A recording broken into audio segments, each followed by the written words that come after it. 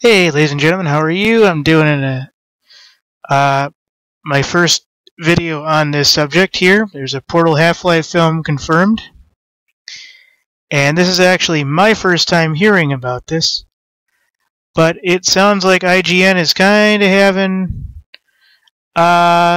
its own about this. Now, there's a little distinction whether or not there's going to be a Portal and a Half-Life film and then a crossover, whether there's going to be a crossover and independent films.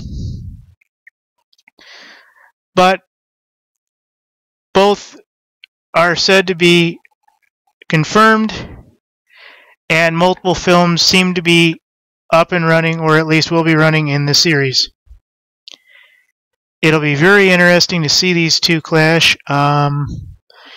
I'm an extreme Half-Life fan, but to be honest, I haven't played a lot of Portal. Just hasn't come up. So I really don't know a lot about Portal and what it is about.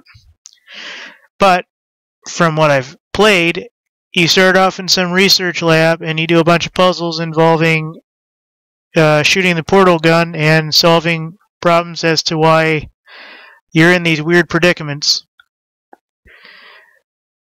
So that's kind of where I'm at with this. So there seems to be a Portal Half-Life film confirmed, along with several others in the film being independent Portal and independent Half-Life films confirmed. There's all kinds of movie posters and stuff online. You can find those at your leisure. And right now it's just kind of, I think, simmering on whether one will be first and then there'll be a crossover, or whether there'll be a crossover first and, you know, everything else. So I got this picture from the internet and I thought it was a fantastic representation of the actual facilities and the actual gameplay made into a movie. So J.J. Abrams is in charge of this, and basically saying that Portal and Half-Life movies still happening. Let's see if they can beat Half-Life 3 to market.